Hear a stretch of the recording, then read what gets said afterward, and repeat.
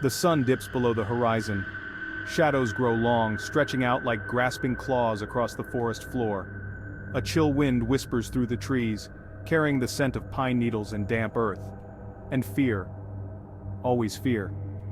Deep in the woods of the Pacific Northwest, something lurks. A creature of myth and legend, whispered about in hushed tones around campfires. They call it Sasquatch, Bigfoot, but names mean nothing when you're facing the unknown.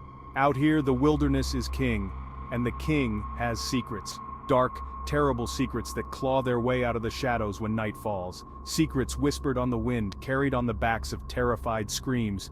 This is where our story begins, in the heart of darkness where the only sound is the beating of your own heart, and the heavy thud of footsteps that aren't your own.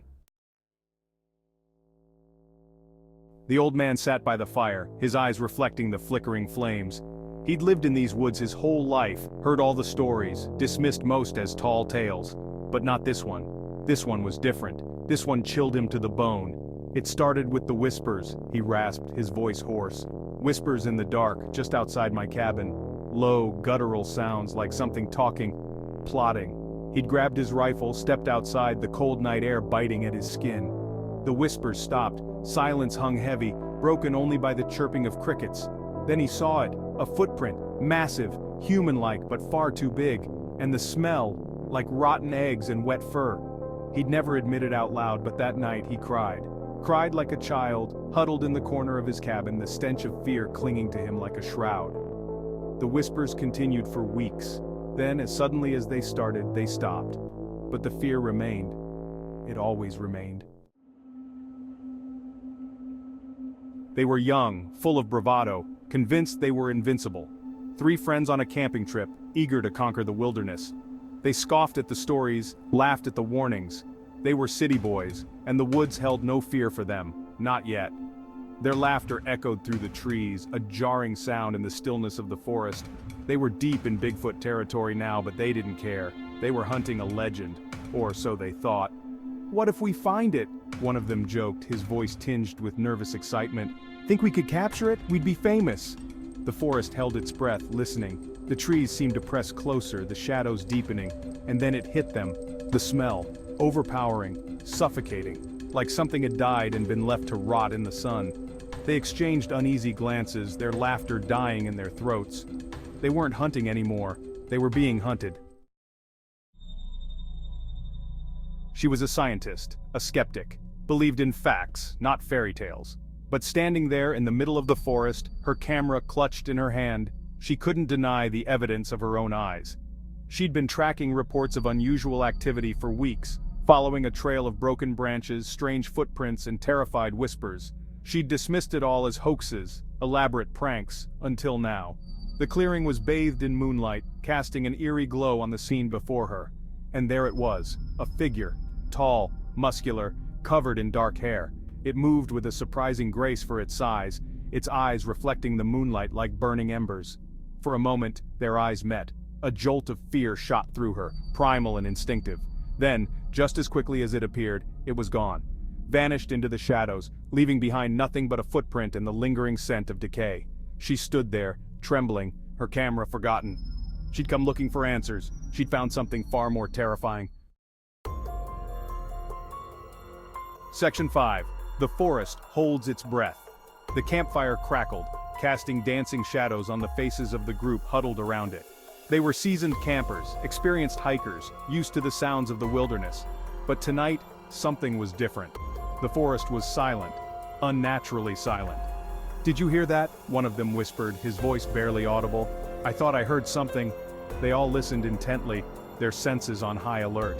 The silence stretched on, broken only by the beating of their own hearts. Then, a twig snapped, close, very close. Fear, cold and sharp, pierced through the group. They were being watched. They could feel it, eyes boring into them from the darkness, unseen, unknown. The hair on the back of their necks stood on end, a primal warning system screaming at them to run. But where could they run? They were trapped in a nightmare of their own making. Section 6. Face to face with fear. He'd always been a skeptic, a man of logic and reason, until the night he came face to face with the legend. He'd been hiking alone, enjoying the solitude of the mountains. That's when he heard it. A low growl, deep and guttural, seemingly coming from right behind him. He spun around, his heart pounding in his chest.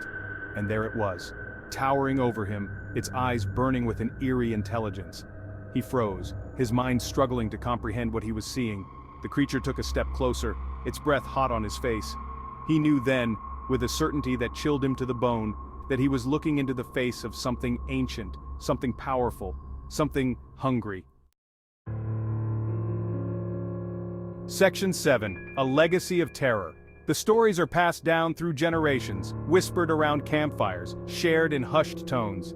Each tale more terrifying than the last, each encounter leaving its mark on the witnesses. Some dismiss them as folklore, the product of overactive imaginations, but those who have seen it, who have felt its presence, they know the truth. The truth is out there, lurking in the shadows, hidden in the depths of the forests, a creature of myth and legend brought to life in the darkest corners of our nightmares. It is a reminder that there are still mysteries in this world, things that defy explanation, things that challenge our understanding of the natural order. And sometimes when the night is dark and the wind is howling, you can almost hear it, the mournful cry of a creature caught between two worlds, a creature both fascinating and terrifying, a creature that continues to haunt our imaginations and fuel our fears. The legend of Sasquatch lives on, a legacy of terror passed down through generations, a chilling reminder that we are not alone in the wilderness. Section 8. The Unseen Observer. The woods were alive with the sounds of nature. Birds chirped merrily, squirrels scampered through the undergrowth, and the wind rustled the leaves in the trees. It was a picture of tranquility, a serene escape from the hustle and bustle of city life. But beneath the surface, a sense of unease lingered.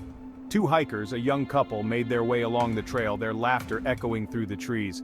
They were oblivious to the unseen observer, the pair of eyes that followed their every move from the depths of the forest. The creature watched them, its massive form concealed by the dense foliage, its breath held in check. It had been tracking them for hours, its curiosity piqued by their presence. It had never seen humans up close before, and it was both intrigued and wary. The scent of their fear, faint but unmistakable, filled its nostrils, stirring something primal within it. It was a predator, yes, but it was also a protector of its domain. And these interlopers were trespassing on sacred ground. Section 9. Trapped in Terror. The old cabin creaked and groaned under the onslaught of the storm. Rain lashed against the windows, the wind howled like a banshee, and thunder shook the very foundations of the structure. Inside, a lone woman sat huddled by the fireplace, her face pale with terror. The power had gone out hours ago, plunging the cabin into darkness. She had tried to call for help, but the phone lines were down. She was stranded, alone, and utterly vulnerable. And then she heard it. A heavy thud on the porch, followed by the distinct sound of something large and heavy moving around outside. Her heart pounded in her chest, her breath catching in her throat.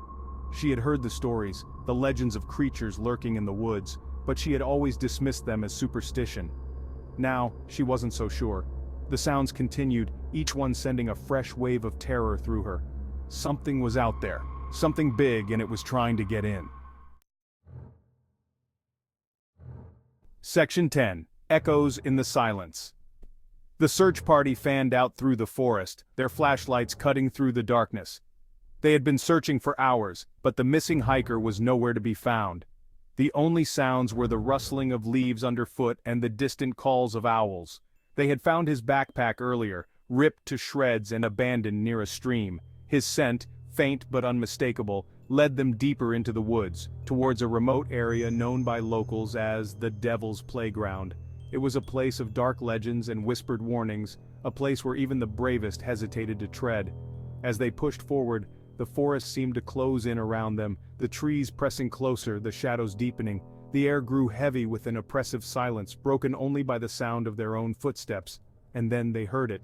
A low, guttural growl, echoing through the trees, sending shivers down their spines. It was a sound that spoke of immense power, of primal rage, of something ancient and utterly unforgiving. Section 11. The truth is out there. The search for Sasquatch continues. From the Pacific Northwest to the Himalayas, sightings persist. Is it a real creature, a relic of a bygone era, or a figment of our imagination? the evidence is inconclusive. Footprints, hair samples, and eyewitness accounts fuel the fire.